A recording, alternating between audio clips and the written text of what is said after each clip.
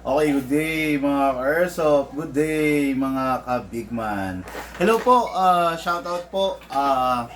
I just want to thank Madam Julie Vargas of tagasan to?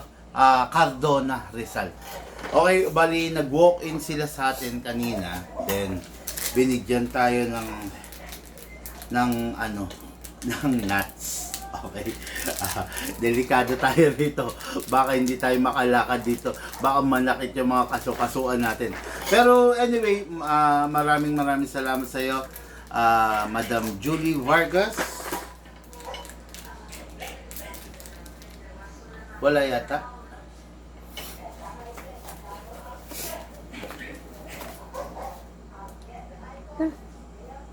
Okay, no?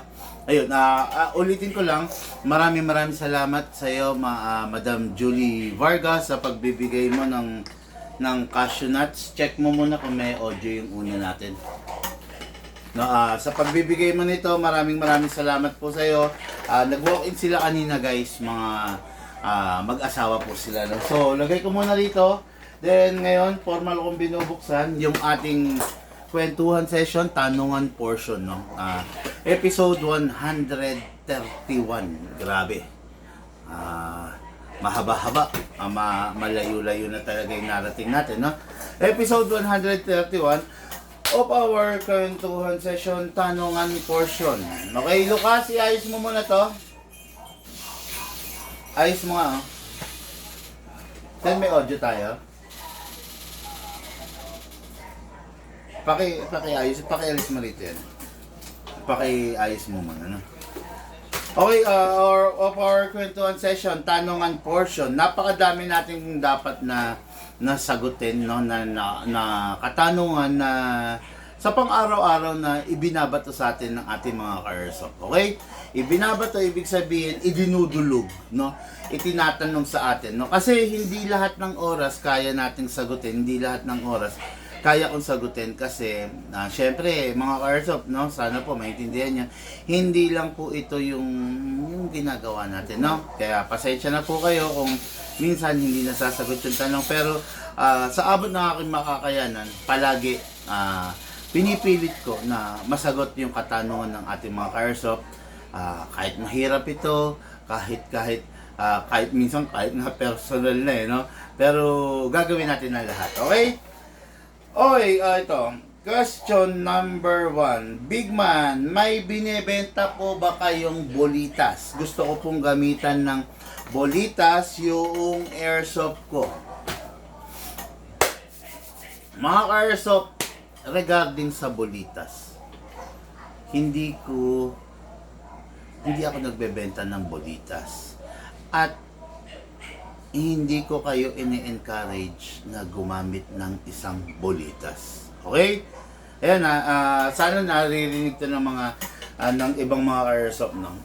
Although yung unit natin, pwede mo naman talagang balahan ng bolitas. Okay? Gamit ka ng bolitas 5.99 mm. Pwede mo siyang balahan, pero ang tanong, advisable ba na gamitan ng isang bolitas ang isang airsoft, ang airsoft natin? Ang sagot dyan mga ka-airsoft, hindi po. Okay?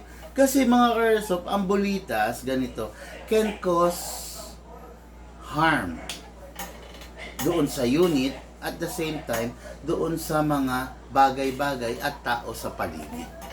Okay? Yung bolitas kasi, unahin natin yung bagay-bagay. Okay? Yung bolitas kasi, masyado siyang fatal. No? Kung sakasakali lang na magkamali ka, delikado. 'Di ba? Pwedeng makabasag, pwedeng makasira ng mga bagay, pwedeng makasira ng mga kasangkapan, ng kahit anong pwedeng tamaan nito.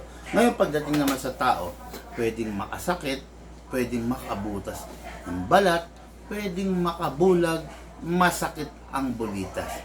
Ngayon, pagdating naman sa unit natin, ganito. Yung unit natin, gumagamit ng airsoft natin, what I'm trying to say, gumagamit ng brass type or minsan stainless type na inner barrel. Okay. since gumagamit tayo ng inner barrel, yung inner barrel na yan is very smooth yan. Nakapolish yan. Hanggat maaari walang kahit anumang gas-gas doon sa loob ng inner barrel na can cause disturbance doon sa dumadaan na bibis. Okay?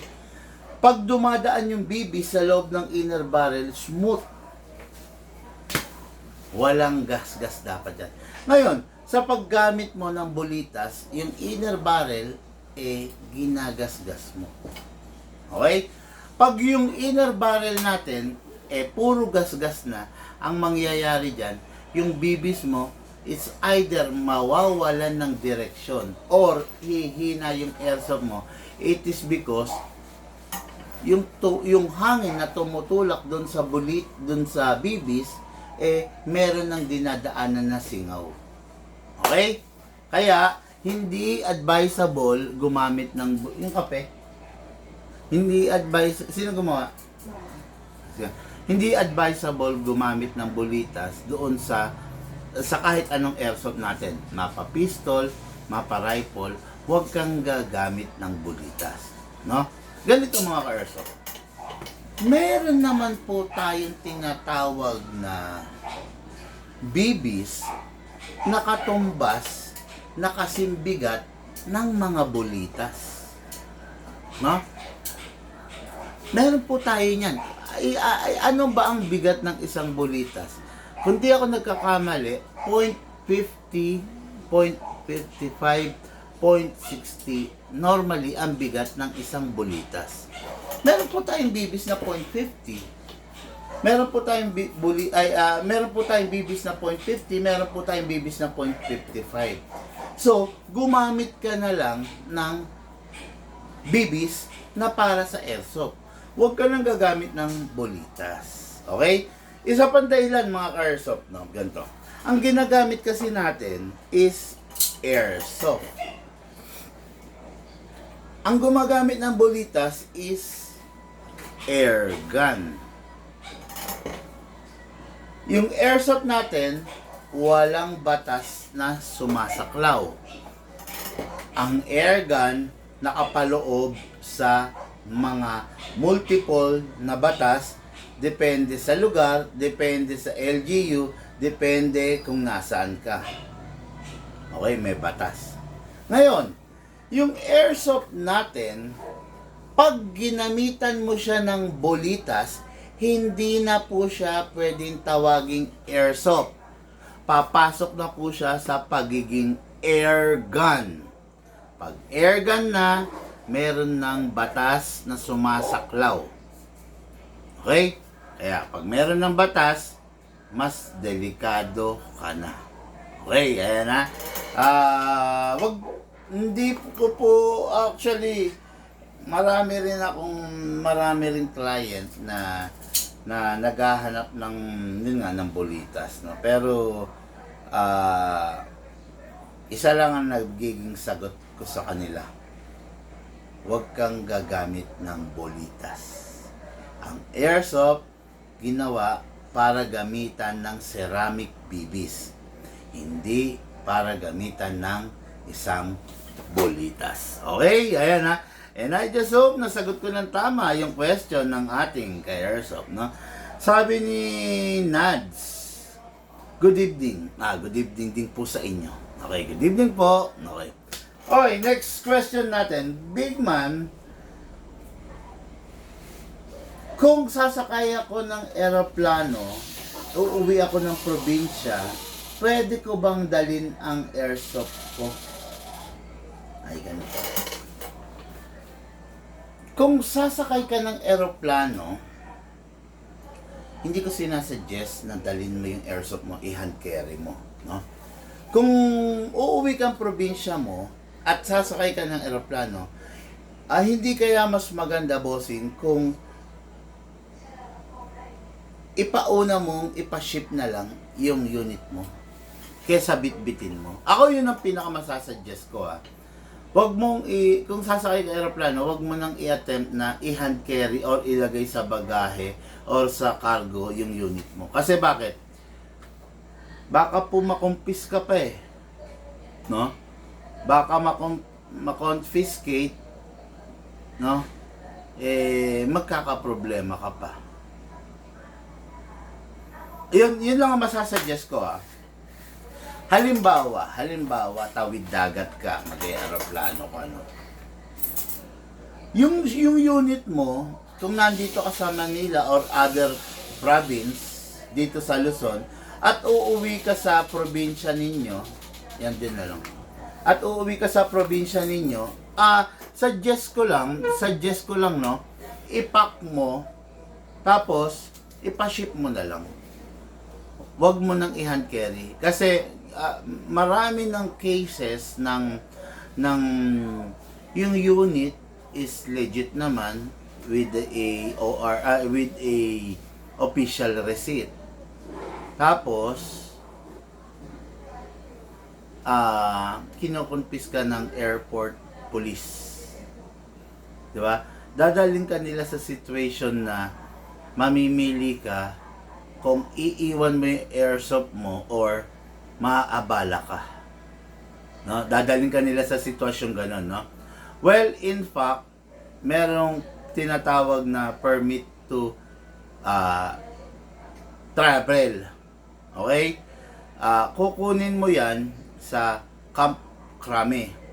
Meron lang oras yan. Let's say, good for 24 hours, good for 48 hours, ganun. Merong oras yan. May validity yan, no? Pero napakalaking hassle kasi normally ginagamit yung permit to travel na yun sa mga live, sa mga real firearms. Ngayon, kung airsoft lang naman, may iba naman paraan. Yun nga, ipa-shipping mo na lang. Ako, yun lang Yun lang ang masasabi ko Ipa-shipping mo, baka mas mauna pang mag-land yung airsoft mo kesa sa'yo, no? Papunta dyan sa probinsya. Kung saan ka man pupunta. Okay? Yung pasiping mo na lang, mas maganda yon. Okay? Pero kung ang pinag-uusapan, kasi una pa lang sinabi mo na aeroplano di ba? Ngayon, kung hindi ka naman mag-aeroplano, halimbawa, tawid dagat ka, or mag-rororo, di ba? Magsasasakyan kayo, tapos sasakay niyo yung sasakyan sa roro, wala magiging problema yon. Okay?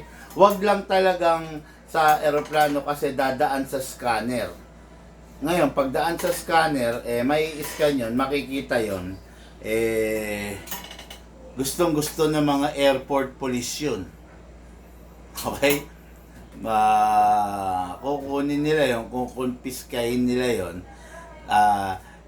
They will put you in a situation na mamimili ka between the flight and your airsoft, no?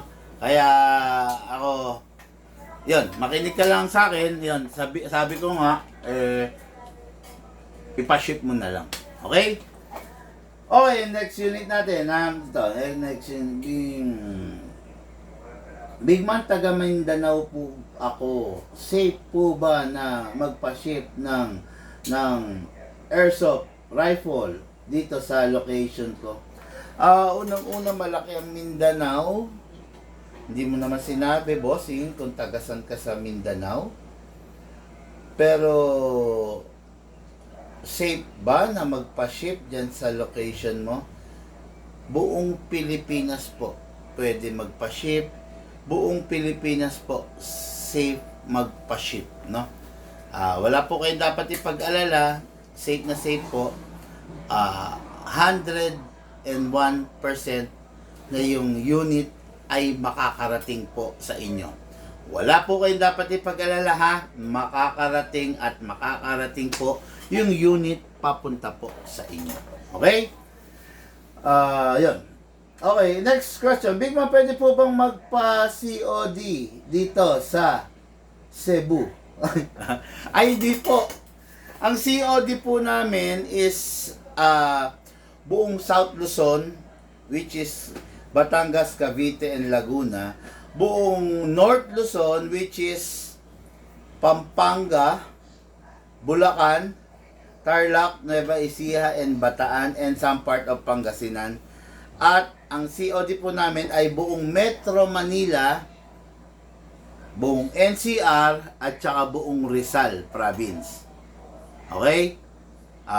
Cainta, di ba? Tanay, Taytay, Rizal, Binangonan, Baras, Morong, Teresa, Cardona, lahat po ng Rizal. Okay?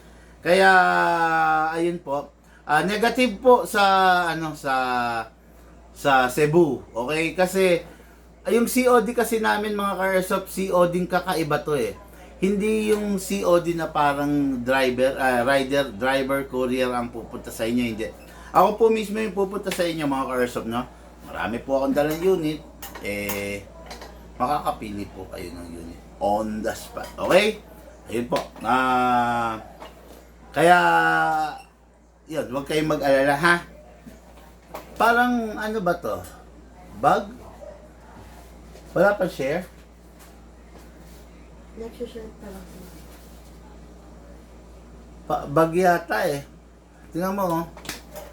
Kanina pa yan, ano mga... Check mo nga sa'yo kung ganyan din ang status. No? Okay, next question natin, no? So, next page tayo. Okay.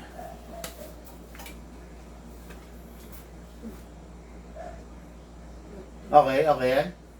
Okay, next question natin. Big man, lahat po ba ng pistol ay kayang palakasin? Naiinggit po kasi ako sa mga tinetest fire mo ang lalakas. Just to answer your question, no, ayaw ko mapahamak ka. Hindi po lahat ng pistol advisable palakasin. Pero lahat pwedeng kalikutin, pwedeng galawin.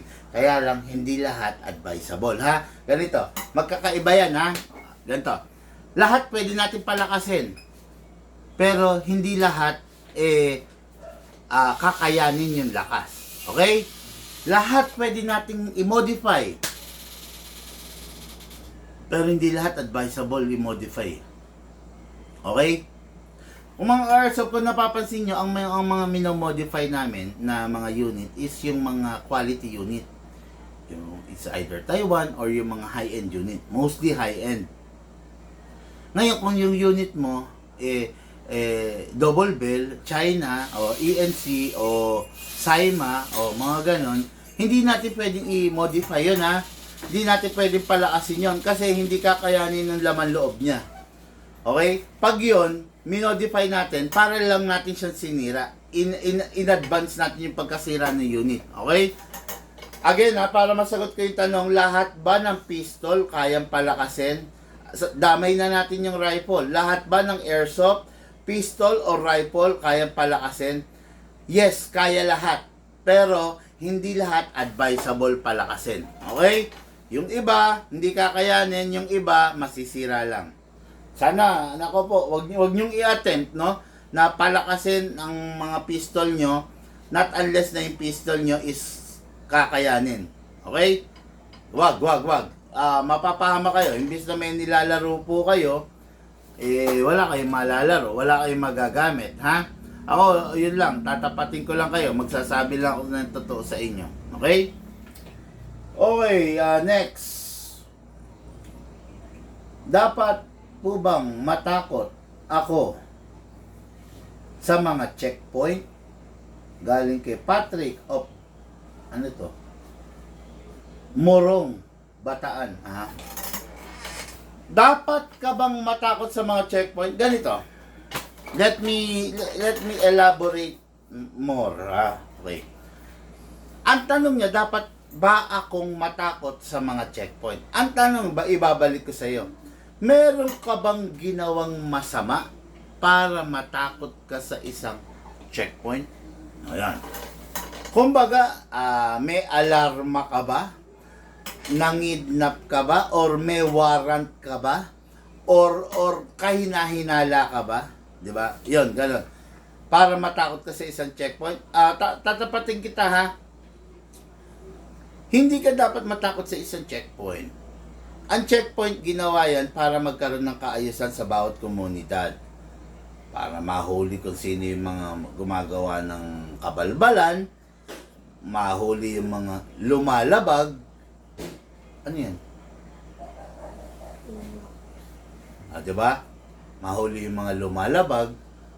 Ngayon, para sa atin yun, yung mga ginagawa ng kapulisan na mga checkpoint o oplan sita, para rin po sa atin yun, no? Kumbaga parang part yan nagkakaroon ng police visibility, di ba? Wag di po natin dapat ikatakot yun. Matatakot ka lang sa isang checkpoint kung mayroon kang ginagawang masama. Okay. Dumaan ka sa checkpoint, meron kang dalang drugs, meron kang dalang marijuana, meron kang dalang mga ipinagbabawal na gamot. Dapat matakot ka. Diba? Pero kung dumaan ka sa checkpoint, may helmet ka, maayos naman yung motor mo, tapos magalang ka. Halimbawa, nakamotor tayo ha. Nakamotor. Tapos may checkpoint. Oops. Hinto ka. Okay? Batiin mo yung enforcer. Ay, sir. Hello po. Okay? Chief. Hello po. Good evening. Diba? Batiin mo yung maayos yung enforcer. Ngayon, ano sasabihin mo? Batiin mo, sir, good evening po.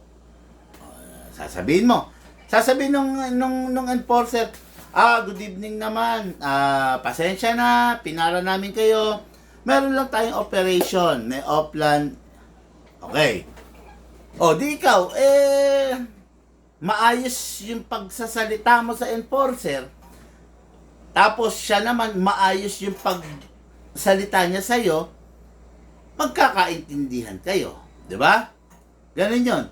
Hindi yung pagkatapos mag-reply ni enforcer ng, meron po tayong operation. Ganun.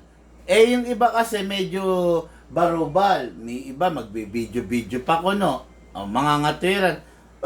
Bakit kami lang ang sinisita nyo? Bakit puro 2 wheels lang? Puro motor lang? Bakit yung mga 4 wheels? Diba? Pag gano'n ang ugali mo, meron ka ng kalalagyan nun. Diba? May kalalagyan ka na nun. Pero wag ka nang magturo. Bagkos, kausapin mo na maayos yung enforcer. Sabi sa'yo, meron tayong operation, may offline ganito. Diba? Sasabihin mo, ay, ganun po ba, sir? Di sige po. Magpapa-inspect po ako. Tapos! Diba? Tapos! Yung iba kasi content creator na Gagawa sila ng isang senaryo para malalagay sa alanganin yung enforcer. Di ba? Ganun ang nangyayari ngayon Ang lalakas ng mga kamote ngayon, sila pa yung mga nagse-cellphone, sila pa yung mga nagbibideo. Di ba? Tapos, feeling content creator ng mga... Di ba? Feeling content creator na. Di ba? Sige, pagpalagay na natin na medyo hindi naging maganda, maayos yung sagot ng enforcer. Hindi mo naman dapat kailangan sirain yung tao, di ba? Kasi iba na ngayon sa totoo lang, no? Napapansin ko yan. Napakamasyado, kung sino pa yung mga kamote, kung sino pa yung mga, may mga violation, sila pa yung gumagawa ng mga content, no? Ngayon, nababaliktad tuloy yung enforcer. Di ba? Merong kamote, alam niya na napaso yung rehistro ng motor niya. Di ba? Pero gagawa pa ng senaryo, lumalaki yung gulo, di ba? Yun, dapat bang matakot sa isang checkpoint? Never kang dapat matakot sa isang checkpoint kung wala kang ginagawa. Okay? Halimbawa, pumunta ka sa checkpoint. Halimbawa, meron kang dalang airsoft. May dala kang airsoft, Okay. Depende sa senaryo yan. Nasaan ba nakalagay yung airsoft mo? Yung airsoft mo ba, nakasukbit dito mo? Yung airsoft mo ba, nakasukbit dito sa likuran mo?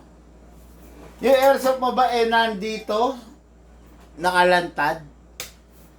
O yung airsoft mo nakalagay sa isang gun bag? Then yung gun bag, nakalagay sa isang backpack? O kaya sa GB box ng motor? O kaya sa compartment ng motor? Depende sa scenario yan. Kung yung airsoft mo, dala-dala mo, nakalagay rito mo, may kalalagyan ka. May kalalagyan ka. Pero kung yung airsoft mo nasa gun bag, then nakatabi yung gun bag sa GB box or sa backpack mo, wala kang dapat ipagkaba. Okay? Kasi nasa tamang landas ka. Ayun, yun lang sa akin ha. Yun lang, hindi ka dapat matakot sa mga checkpoint. Okay? Okay. Big Man, ano po ang basehan ng tamang pagpili ng isang airsoft? Gusto ko pong magkaroon ng rifle. Okay. Yun. Bigyan kita ng mga tips kung ano yung mga things to consider mo sa pagpili ng isang rifle.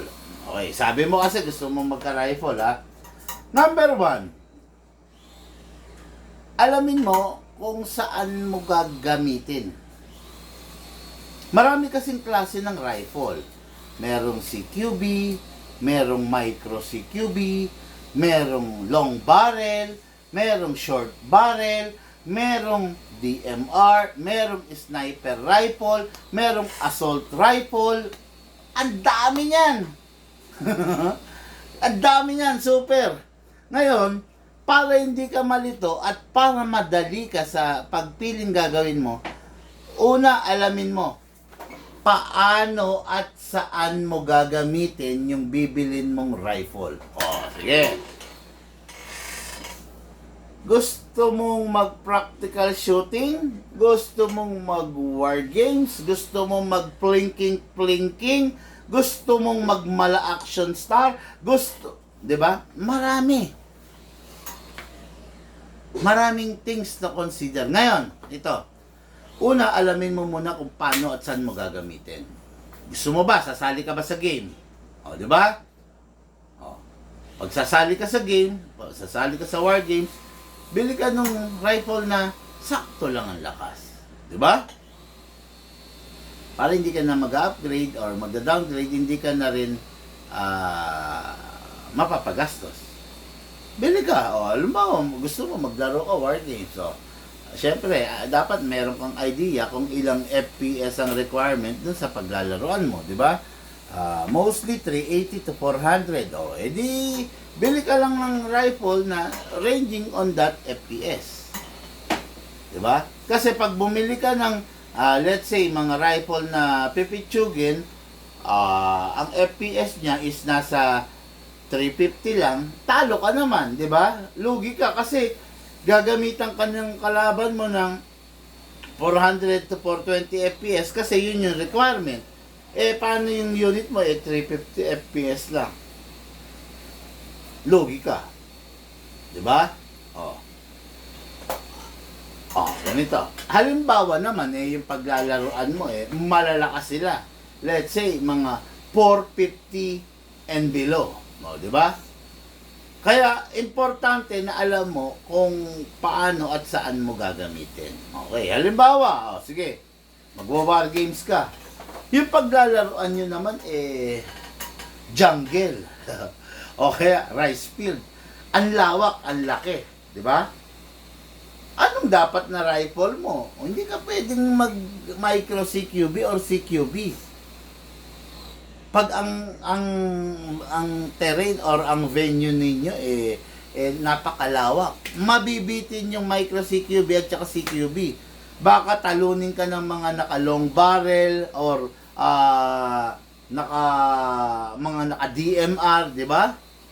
Yun. Kaya, alamin mo kung paano at saan mo gagamitin para hindi ka mahirapang pumili kung anong gusto mong rifle na gagamitin mo. Okay? Meron to. ENC sir, goods po ba starting? CJ Jazz. ENC goods po ba? Ano bang pinag-uusapan natin dito, CJ? Pistol or rifle? Let me know para masagot kita ng diretso ng mahusay, no? Tinatanong mo kasi ENC sir, goods po ba pang starting? Pistol ba or rifle ang pinag-uusapan natin? Let me know, bossing, para masagot kita ng maayos.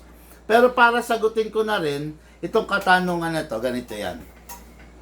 There's no such thing as starting rifle or starting pistol or beginner's rifle, beginner's pistol. Okay? Kahit nagsisimula ka pa lang, pwede kang bumili ng mga high-end, ng mga mid-class, ng mga budget meal. Kahit ano dyan, pwede mong bilhin. Okay? Nakakasalalay na lang sa'yo, ganito kasi yan. Ganito yan, Bibili ka ng China. Ayan, ng mga ENC, ng mga double bell, ng mga China. Okay. Tapos mayat-maya, nagpapagawa ka. Mayat-maya, nasisira. Mayat-maya, nagpapa-upgrade ka. Diba? Bandang huli, i-total mo kung magkano yung ginastos mo. Baka mas mahal pa dun sa mga high-end. Diba? Para lang masagot ko yung tanong mo, ang lagi kong pinapayo sa mga ka-airsoft ko, newbie ka, baguhan ka, starter ka, nagsisimula ka pa lang, ang maipapayo ko sa iyo, huwag kang kukuha ng budget meal. Okay? Kasi yung budget meal, kaya naging budget meal yan, kaya naging low price yan, kasi hindi maganda yung quality niya. Ngayon, pag ikaw, newbie ka, nakakuha ka ng budget meal, ang problema niyan, forever newbie ka na lang. Kasi forever nagpapagawa ka. Okay? Maliban na lang kung sumusuka ka ng pera. Kaya lang kung sumusuka ka naman ng pera, may pambili ka naman pala. Bakit kumuha ka pa ng low budget? Diba? Bakit kumuha ka pa ng ENC? Diba? Kung may pera ka naman pala. Pistol, sir. Naku po, patay na tayo dyan. Pistol daw. No comment na lang ako, bossing. Pero, meron ba tayong sample ng ENC dyan?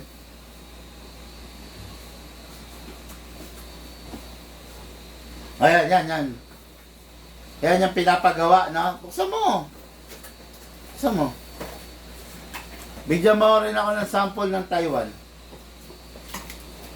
Bigyan mo ako ng example dyan ng Umarex. Yan. Kalagin mo. Alam mo dismantle? Bahala ka na lang, bossing, Ikaw na lang ang bahala sumagot sa tanong mo. Okay? Ako kasi, sa totoo lang, hindi ako anti-budget meal. Kaya lang, ayaw ko mapupunta yung budget meal sa mga newbie. Kasi, bandang huli, ito hindi na ako magsasalita. Yung ENC, ayan ito pinapagawa to ENC, okay, makikita mo yung loob niya, aluminum na recycled alloy. Okay? Yung Umarex, ito, ayan full steel CNC, ayan. Ayan, makikita mo naman full steel CNC, Umarex. Ngayon, yung ENC, ayan. Ayan Ngayon, sino mas matibay? Yung Umarex na full steel CNC or yung ENC? Syempre, yung alloy, mabilis bumigay. Okay? Yan. Naghanap ka kasi ng mura, baka bandang huli, mapamura ka. Ganun naman talaga Diba? Yung mga tao na, kung mapapansin mo yung mga tao na 2 years, 3 years, 5 years nang naglalaro ng airsoft, sila yung mga taong hindi naghanap ng mura Kaya nasarapan sila sa airsoft. Hanggang ngayon, in-embrace nila yung paglalaro ng airsoft. Diba? Pero yung mga taong naghahanap ng mura, canvas dito, canvas doon, bandang huli, napunta sa mga walang kwentang unit, yung mga taong naghahanap ng mura, sila yung mga after ilang buwan lang, bebenta na nila yung unit nila kasi may sira eh. Ito pa. Bibili ka ng budget meal. Sige. Yung budget meal, same lang yung gas. Same lang. Hindi naman como budget meal yung binili mo, mura lang yung gas. Hindi Ito, napamura na sir. Haha, pinalitan ko agad ng WE parts. Patay tayo dyan. Napaka-wrong decision mo, Sir CJ Jazz. Pasensya ka na, bossing, ha? Tinanong mo ko, sasagot lang ako. Okay. Yung ENC mo, pinalitan mo ng WE parts. 100% ba lahat ng parts pinalitan mo?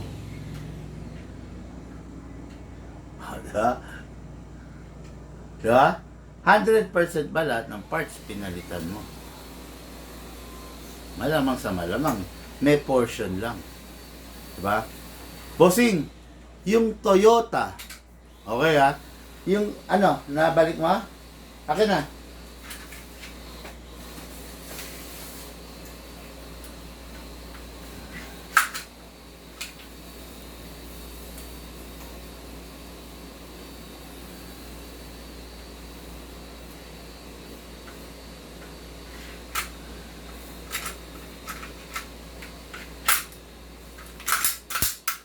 Bossing, yung Toyota na unit,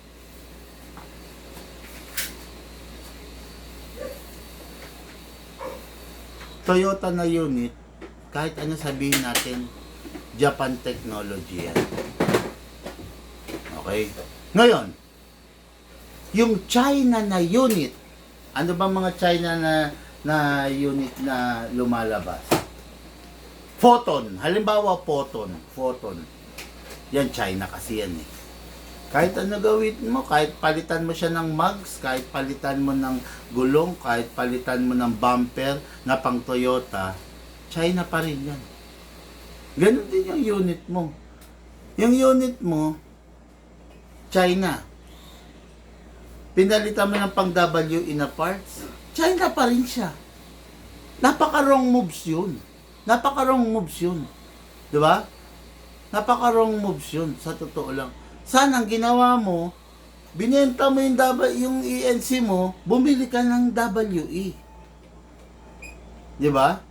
Dapat yun ang ginawa mo. Napaka-wrong moves na yung China, papalitan mo ng parts ng, nako po. Ewan ko kung sino nagpayo sa inyo. Pasensya ka na, tinanong mo ko, nagsalita lang ako. Diba? Sayang. Wrong moves yun, bossing. Sa totoo lang. Sana sana, di ba? Anyway, nandyan na yan. Lesson learned ka na lang, no? Pasensya ka na, Kasi kahit naman palitan mo ng walang iniwan Walang iniwan. Tatabihan mo yung misis mo sa pagtulog sa gabi. Nagpabango ka, pero hindi ka naligo. Ang tanong, mabango ka nun? Ha? Mabango ka ba nun? Hindi, no? Ito. Pawis na pawis ka. Ito, bossing, sagutin mo lang ako, Pawis na pawis ka. Pawis na pawis ka, Nanlilimayid ka sa pawis. Ang oily na mukha mo. Tapos bigla magpupulbos ka. Lilinis ba yung pakiramdam mo nun? Ikaw, tingin mo? Hindi.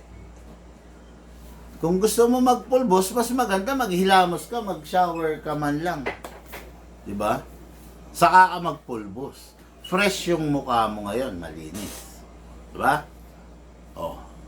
Tatabihan mo yung misis mo, matutulog na kayo sa gabi, maligo ka. Huwag ka magpapabango nang hindi naliligo, mabaho ka pa rin nun. O, di ba? Ganun lang yon. Kahit anong gawin mo doon sa China unit, China pa rin yan. Kahit palitan man WE na parts yan, wala pa rin magagawa yan, di ba? O, ano bang pinalitan mo? Hammer? O, Glock bang gamit mo? Pinalitan mo hammer? The rest dyan, China pa rin. Half up rubber, China. Okay? Half up chamber, China. Oh. Outer barrel, China. Inner barrel, China. Ano bang pinalitan mo? Slide, China. Oh, di ba? Ano bang pinalitan mo dyan? Oh. Hindi ibig sabihin na pinalitan mo WE parts, akala mo ngayon parang performance mo WE na. Hindi ganun. Di ba? Hindi ganun. Napaka-wrong moves mo nun, bossing. Pasensya ka na, Sir CJ ha. Wala akong, hindi kita kilala, okay? Wala akong intention na pasamain yung loob mo. Nagtanong ka kasi, kaya sumasagot lang po ako. Hindi ko kasi pwedeng sabihin, sa ito ha, hindi ko pwedeng sabihin na, okay yung unit na yan. Samantalang alam ko yung topak niyan. Di ba? Hindi, tapos sinabi mo, pinalitan mo WE parts, hindi ko pwedeng sabihin na, ayos, the best, okay ang desisyon mo. Hindi ko pwedeng sabihin yun. Maraming maliligaw, marami tayong subscriber. Pag binola kita, niloko kita, lahat na makakarinig, akala totoo yun. Akala nila, magiging mainam, bibili sila ng China, papalitan nila ng parts na WE. Di ba?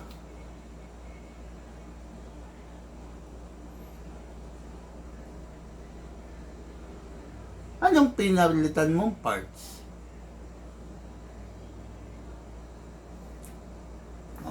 Isa-isahin natin. Isa-isahin natin ha. Pengen akong WE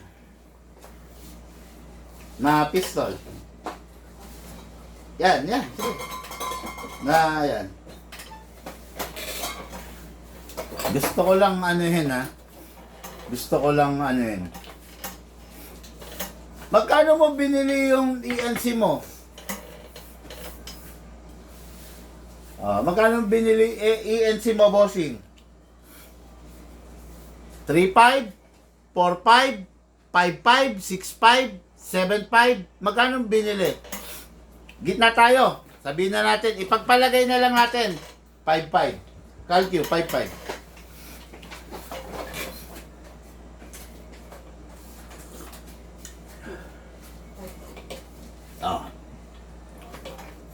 Ipagpalagay na natin Glock yung unit niya. Okay? Pagpalagay natin 5.5 yung unit. Okay. Ano? 5.5 nakalagay. 5.5. Ipagpalagay natin ang nasira hammer assembly. 1.5. Plus 1.5 ha? 5.5. Plus 1.5. Kano na? 7,000. 7,000 na. Ngayon, sabi mo kasi pinalitan mo na ng 4K, sir. Brand new mo ba binili or second hand? Medyo matagal mag-reply kasi delay yan. Diba? Medyo matagal yan. Sige, sabihin mo 4K. Lagay mo 4K. 4K. Sige. Plus 1.5. Hindi, 4K, 4,000 daw, Tapos, ipagpalagay na natin, kukumputin natin kung i-upgrade mo yung China mo into WE parts. Kamo Okay. Plus 1.5, hammer. Plus 1,000, outer barrel. Plus 1.5, half-up chamber. plus 1,000, plus 600 inner barrel. 600 plus 700 hop-up rubber. Magkano na? 93. Ha? 93. 9.3. Oh. Yung unit mo nagkakalaga ng 9.3. Ayan ha. Ito, kinompute ko lang sa'yo ha, para malaman mo, kasi tinanong mo ako kung okay bang starter eh. Sumagot naman ako, di ba?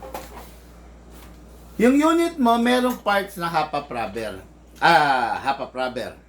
May hop-up chamber. China yun eh. Okay? Pinalitan natin ng W in a hop-up rubber, hop-up chamber. Outer barrel, inner barrel, hammer assembly. Yung 5 na yun, 9.3 na agad. Diba? 9.3 na agad. Ibig mo sabihin, yung unit mo yung laman loob, 9.3 na. Yung labas, China pa rin. Ibig ko sabihin, kahit pinalitan mo na yung buong loob, China pa rin yung unit mo, China eh. Diba? 9.3. Alam mo ba, okay, na hindi ganon kaganda ang magazine ng ENC sa pag-regulate ng green gas. Ayan, di mo alam yan. Di kailangan palitan mo pa yung magazine. Magkano rin ang magazine? Di ba? Bossing, ito na lang, to make the story short, no? Kasama pa po labor. Malay mo naman, Alan Villaris, kaya niyang palitan. Di ba? Malay mo naman, hindi na siya magle-labor. Di ba? Yun nga lang, no? Halimbawa, free na yung labor. Halimbawa, alam niya na. Di ba? Ganun yun eh. No? Nagtipid ka, naghanap ka ng mura, napapamura ka. Okay? Dito kasi sa amin, sa totoo lang, malayo na kami dun sa mga stock unit kasi ina-upgrade namin yung unit. May fine tuning, may trigger job, 'di ba? Naka-fix outer barrel. 'Di ba? Malayo na kami. Pakita mo yung Combat Master natin. Ito, okay na. Pakita mo yung Combat Master na double bell na China.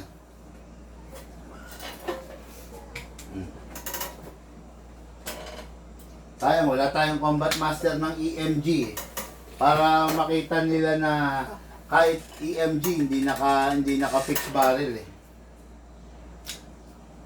Diba? Combat Master.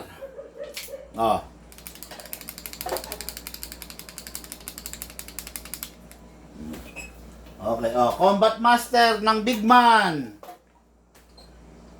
Solid. Twisted. Solid brass. Manghihina na tayong pare-pareha sa mundo. Hindi pa mawawara.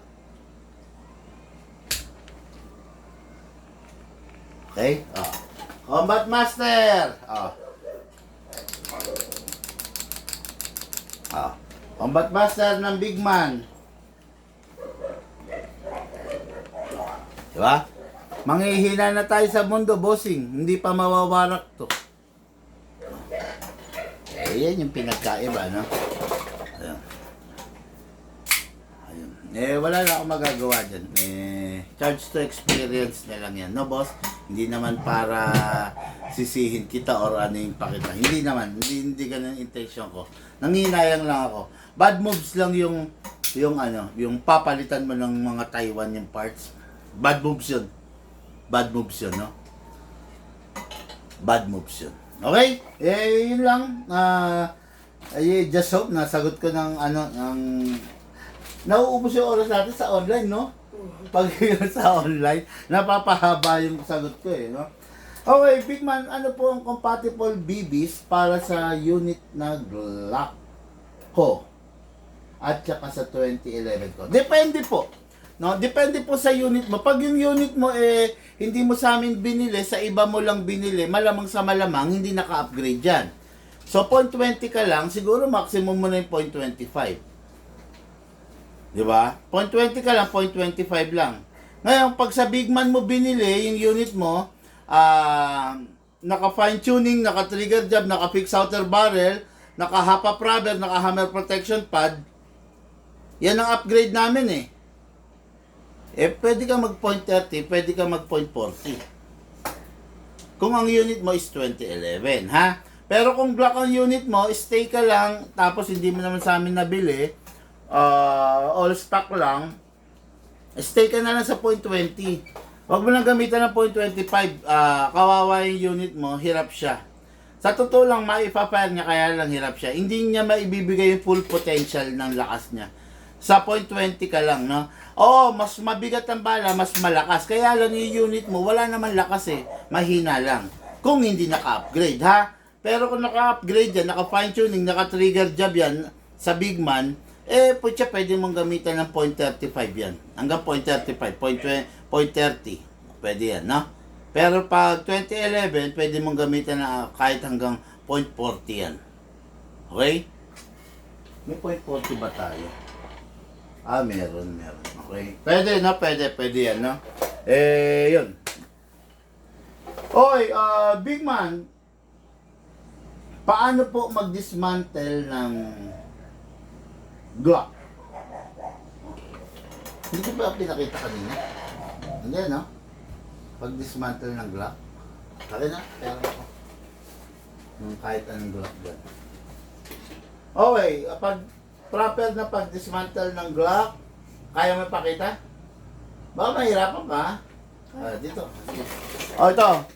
Dito. Proper na pag-dismantle ng Glock, ganito. Ayan. First, isa-isa, dandan. Ayan pa. Lapit mo. First, Release the magazine. release the magazine. Kailangan walang lamang magazine. Okay, then, pakita mo muna yung button. Tapos ito. Left and right button. Left.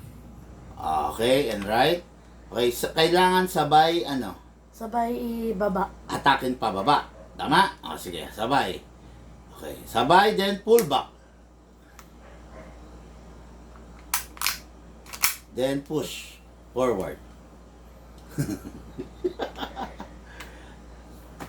Tsa. Nahihirapan siya. Oh.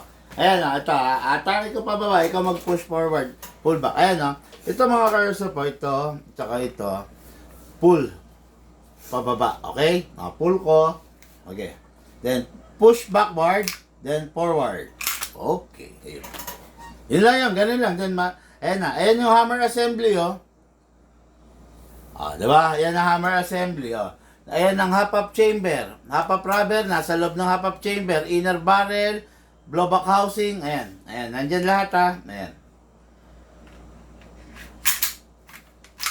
Yun, ganun lang po pag-dismantle ng Glock, okay? Yun. Grabe, daming, humaba yung ko. Okay mga karsap, yun lang muna for now. Maraming salamat po. Sa mga nag-share po ng ating live video, maraming salamat. Sa mga hindi po nag-share, pa-share naman po yung live video natin. Lahat po tayo nagmula sa iba't ibang larangan, pinagbuklod, pinag-isa ng iisang libangan. Yun po ang paglalaro ng airsoft, patid po sa inyo ng inyong lingkod, Big Man.